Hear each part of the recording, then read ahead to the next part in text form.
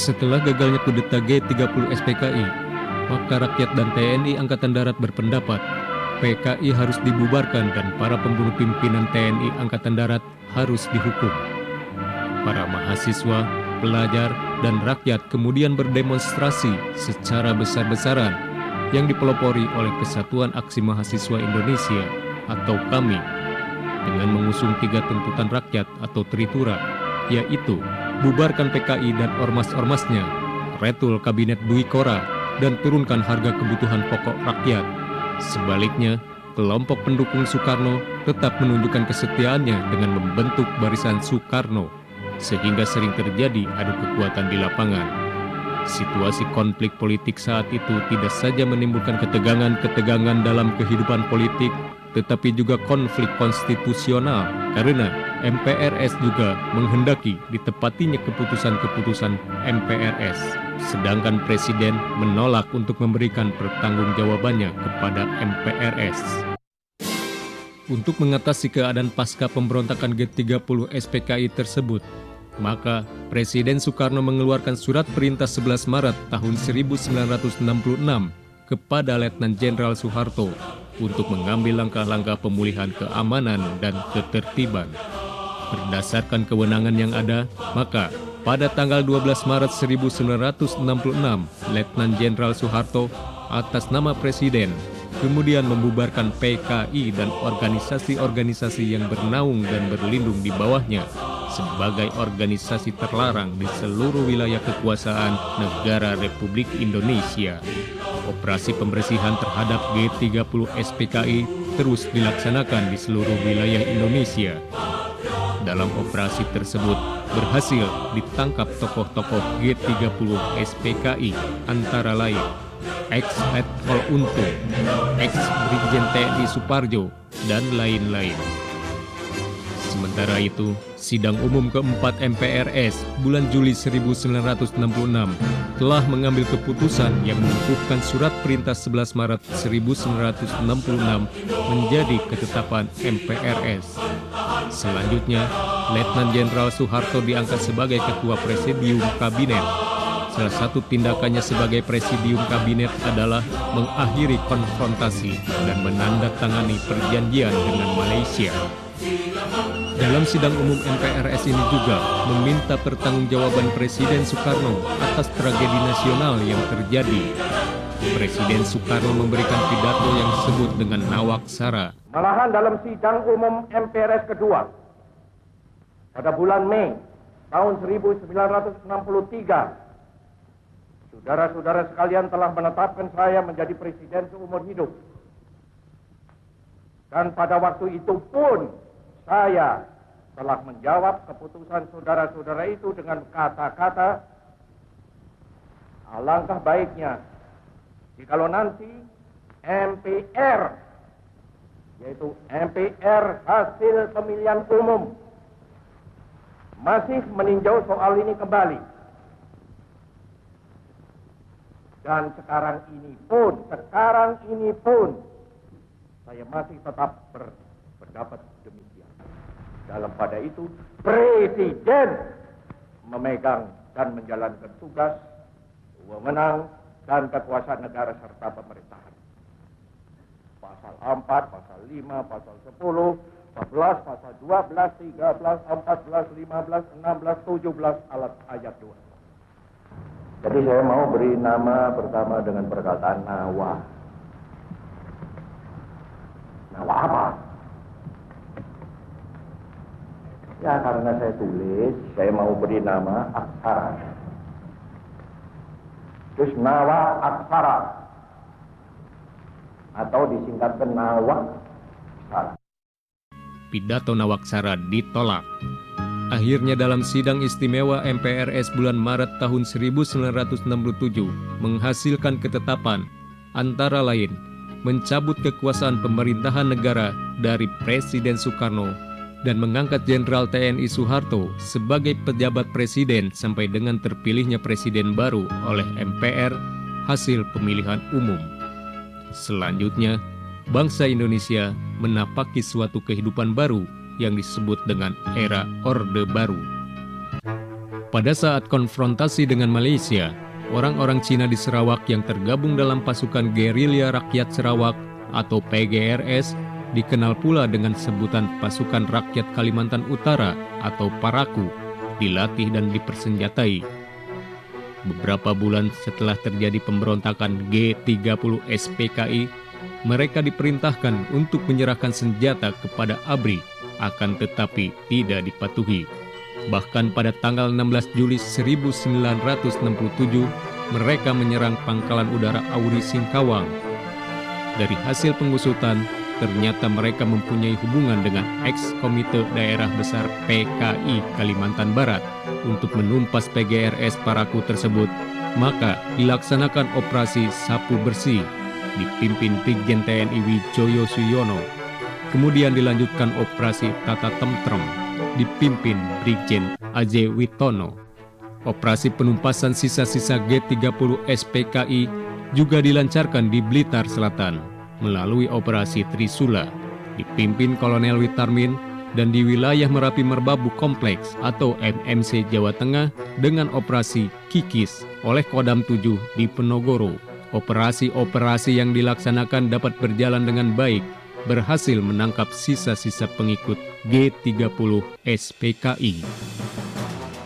Sementara itu, guna terwujudnya stabilitas keamanan yang dinamis untuk mendukung pembangunan nasional, pemerintah melaksanakan operasi keamanan dalam negeri terhadap berbagai gerakan pengacau keamanan atau GPK yang muncul di wilayah Indonesia, yaitu GPK OPM Irian Jaya, GPK Aceh Merdeka, operasi di Timur Timur, teror Imron, dan GPK Warsidi di Lampung. Walaupun Irian Jaya telah resmi kembali ke pangkuan pemerintah Republik Indonesia sejak tanggal 1 Mei 1963, namun masih terdapat oknum-oknum yang melakukan kegiatan menentang pemerintah Republik Indonesia. Mereka ingin mendirikan sebuah negara yang lepas dari Negara Kesatuan Republik Indonesia. Gerakan tersebut kemudian dinamakan Organisasi Papua Merdeka atau OPM. Untuk menangani masalah tersebut, maka TNI Angkatan Darat menggelar operasi penumpasan di bawah kendali Kodam 17 Cendrawasih yang diawali dengan Operasi Sadar pada tanggal 29 Maret 1967. Operasi yang dilakukan berhasil meminimalisir gerakan OPM Irian Jaya. Sisa-sisa gerakan OPM hingga kini masih bertahan di kawasan Pegunungan Jaya Wijaya. Pada tanggal 4 Desember 1976, Tengku Hasantiro memproklamirkan negara Aceh merdeka di kawasan Lok Tiram, Kecamatan Tiro, Kabupaten Pidi. Gerakan mewujudkan cita-cita itu mereka namakan Gerakan Aceh Merdeka atau GAM.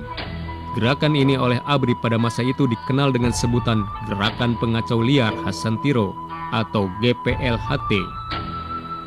Mulai saat itu, Hasantiro melakukan petualangan di daerah Aceh.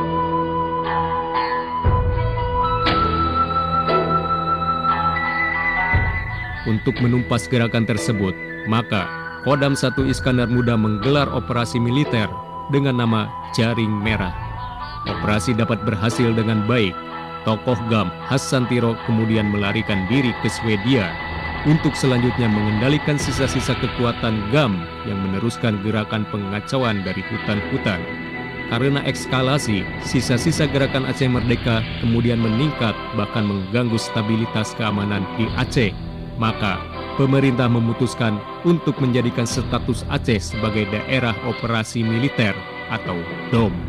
Operasi terus dilakukan untuk memulihkan stabilitas keamanan di wilayah Aceh.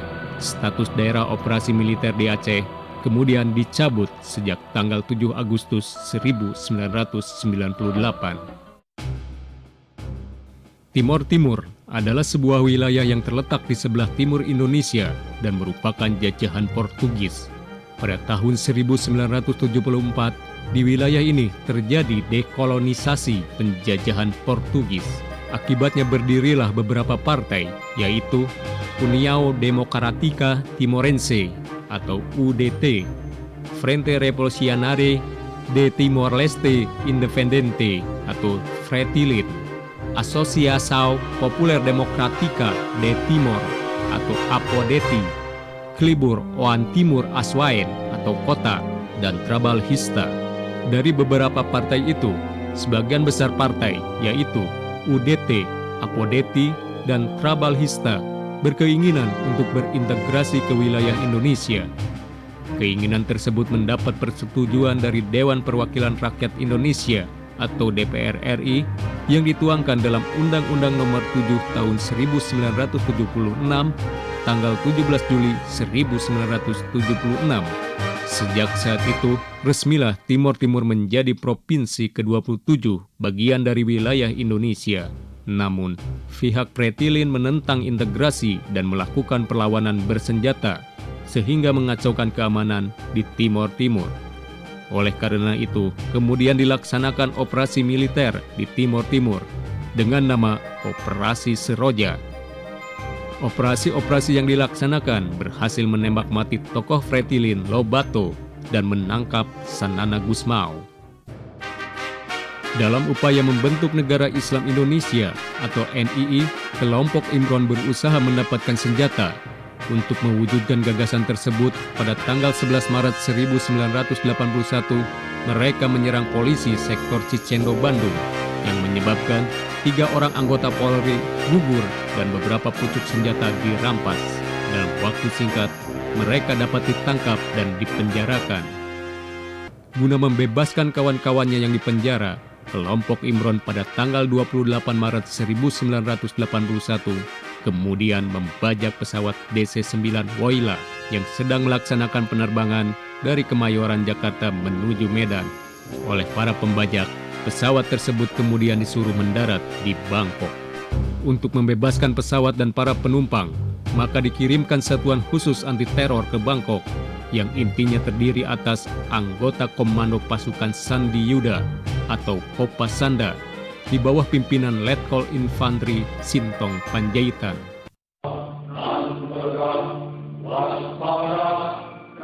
Tanggal 31 Maret 1981 pukul 02.45 waktu Bangkok, dimulailah operasi pembebasan sandera. Operasi yang dilakukan oleh pasukan anti-teror di bawah pimpinan Letkol Infantri Sintong Panjaitan ini hanya berlangsung 3 menit dan berhasil sangat gemilang. Hasil operasi tersebut adalah 5 pembajak tertembak mati, yaitu Mahriza, Julfikar, Wendy Muhammad Zain, Abu Sofyan, dan Imron Syah. Semua penumpang pesawat selamat dan pesawat dalam keadaan utuh. Sedangkan Kapten Pilot Herman Rantai dan Capa Ahmad Kirang luka-luka ditembak pembajak dan akhirnya meninggal dunia. Keberhasilan operasi pembebasan sandera oleh pasukan anti-teroris tersebut telah menempatkan Indonesia sebagai negara ketiga di dunia yang berhasil menyelesaikan pembajakan dengan tuntas dan sempurna setelah operasi pasukan komando Israel di Entebbe, Uganda, dan pasukan komando Jerman Barat di Mogadishu, Somalia.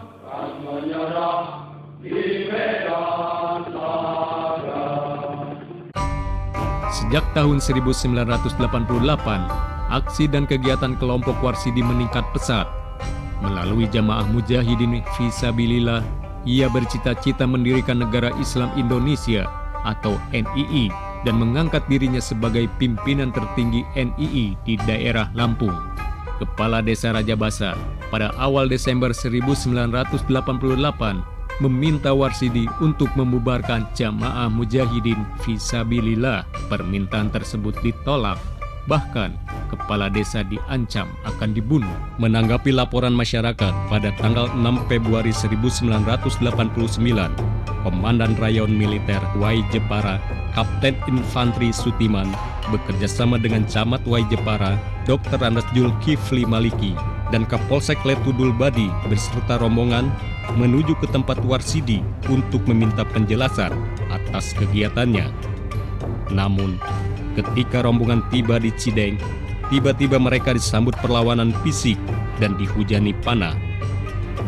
Dalam peristiwa tersebut, dan Ramil Kapten Infantri Sutiman meninggal di tempat tanggal 7 Februari 1989.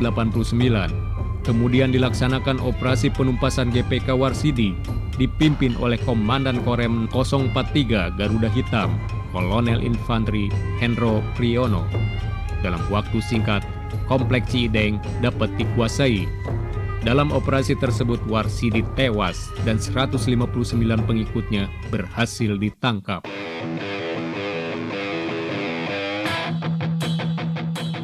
Di sisi lain, dalam rangka untuk ikut menciptakan dan memelihara perdamaian dunia, maka pemerintah Republik Indonesia mengirimkan pasukan untuk tugas internasional di bawah Perserikatan Bangsa-Bangsa.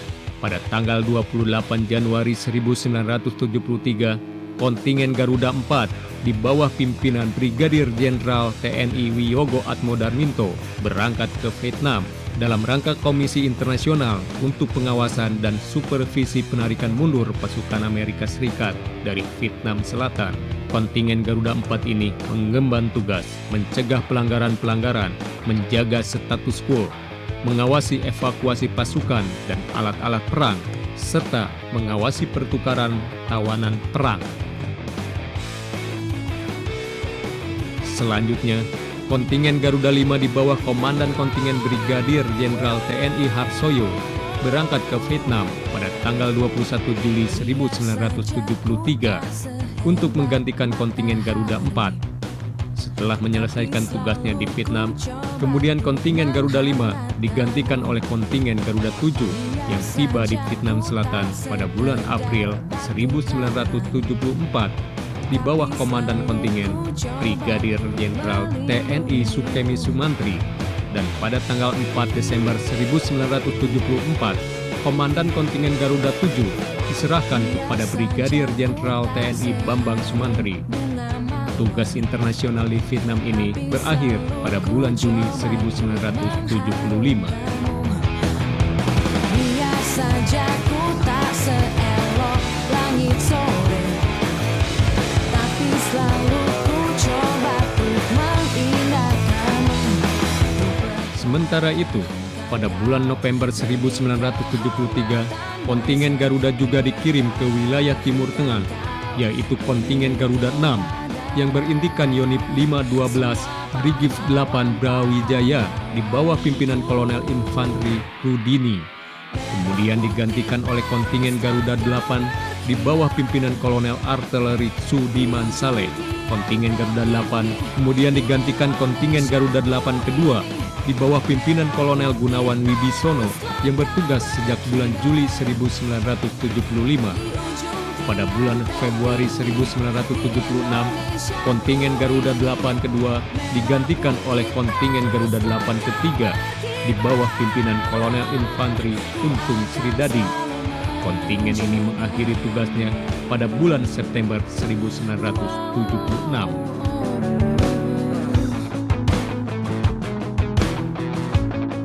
Selanjutnya secara terus-menerus, kontingen Garuda Indonesia selalu aktif mengambil bagian dalam rangka menciptakan dan memelihara perdamaian dunia, yaitu kontingen Garuda 91 dan 92 di Iran Irak tahun 1988 sampai dengan tahun 1990.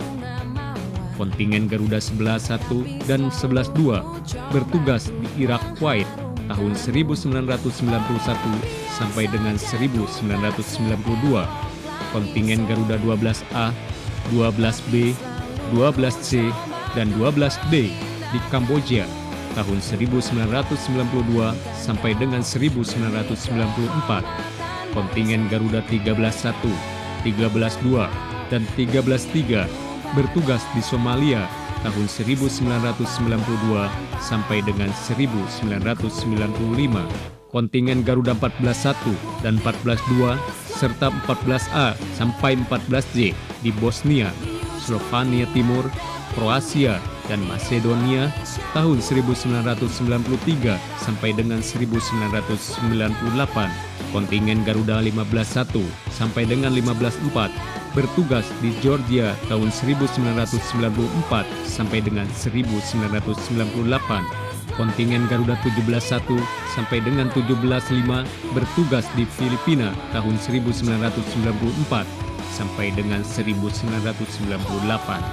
Kontingen Garuda 18.1 bertugas di Tajikistan tahun 1997 sampai dengan 1998.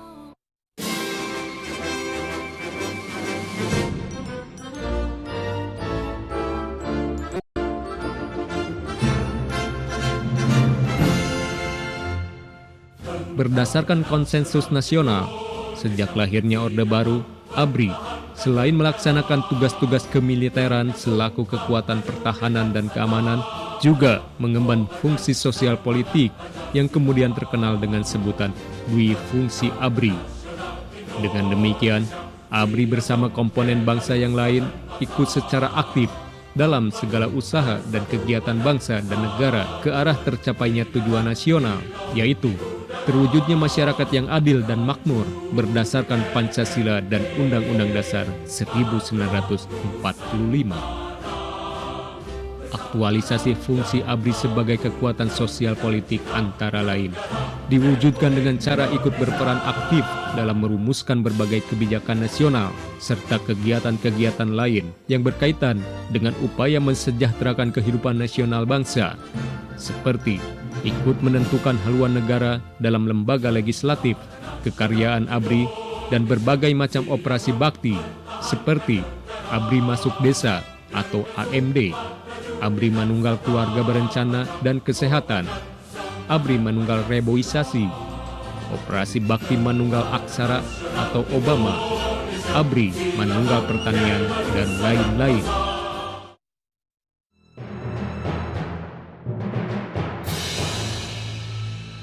Pada tahun 1997, terjadi krisis moneter yang berdampak pada krisis ekonomi di Indonesia. Krisis ekonomi kemudian berimbas kepada krisis politik, bahkan krisis multidimensi. Berbagai krisis yang terjadi tidak kunjung teratasi, sehingga menimbulkan gejolak di kota-kota besar di wilayah Indonesia. Masyarakat yang dipelopori oleh mahasiswa dari berbagai perguruan tinggi turun ke jalan menuntut reformasi dengan mengusung tuntutan hapuskan kolusi, korupsi, dan nepotisme atau KKN. Eskalasi demonstrasi semakin hari semakin meningkat. Bahkan, mahasiswa Trisakti Jakarta pada tanggal 12 Mei 1998 mengarahkan aksinya ke gedung DPR RI untuk menyampaikan aspirasi tuntutan reformasi. Namun, situasi kemudian berkembang tidak terkendali sehingga terjadi suatu insiden yang membawa korban 4 mahasiswa Trisakti meninggal dunia. Dampak insiden Trisakti menimbulkan suasana tegang mencekam yang sangat terasa di sebagian kota di Indonesia.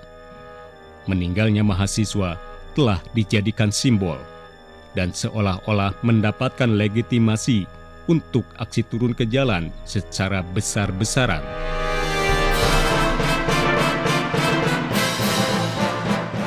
Para mahasiswa kemudian bermalam di gedung DPR RI.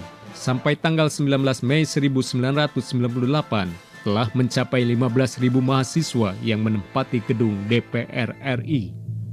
Di sisi lain, massa yang terkonsentrasi di Jakarta kemudian semakin beringas dan akhirnya kerusuhan pun tidak terelakkan. Massa membakar kendaraan, menjarah dan membakar pusat-pusat perbelanjaan, supermarket, toko-toko, bank, diskotik, dan lain-lain.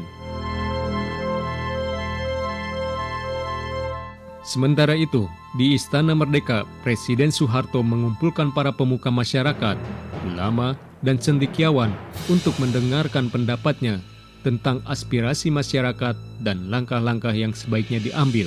Setelah pertemuan tersebut, Presiden mengumumkan akan membentuk komite reformasi guna mempersiapkan pemilu secepatnya, dan ia menyatakan tidak bersedia dicalonkan lagi sebagai presiden. Pembentukan komite reformasi tidak terlaksana karena Nurholis Majid menolak menjadi ketua komite reformasi. Di sisi lain, rencana reshuffle kabinet gagal karena pada saat bersamaan 14 menteri di bawah Menteri Koordinator Bidang Ekonomi, Keuangan, dan Industri, Dr. Ginanjar Kartasasmita, menyatakan mengundurkan diri dari kabinet. Presiden Soeharto kemudian merasa tidak dapat lagi meneruskan tugasnya. Oleh karena itu, pada hari Kamis, tanggal 21 Mei 1998 pukul 09.00 waktu Indonesia Barat, Presiden Soeharto secara resmi mengumumkan pengunduran dirinya. Assalamualaikum warahmatullahi wabarakatuh. Sejak beberapa waktu terakhir, saya mengikuti dengan cermat perkembangan situasi nasional kita, terutama aspirasi rakyat untuk mengadakan reformasi di segala bidang kehidupan berbangsa dan bernegara. Atas dasar pemahaman saya yang mendalam terhadap aspirasi tersebut dan terdorong oleh keyakinan bahwa reformasi tersebut perlu dilaksanakan secara tertib, damai, dan konstitusional demi terpeliharanya persatuan dan kesatuan bangsa, saya memutuskan untuk menyatakan berhenti dari jabatan saya sebagai Presiden Republik Indonesia terhitung sejak saya bacakan pernyataan ini pada hari ini, Kamis 21 Mei 1998. Kalau lihat undangan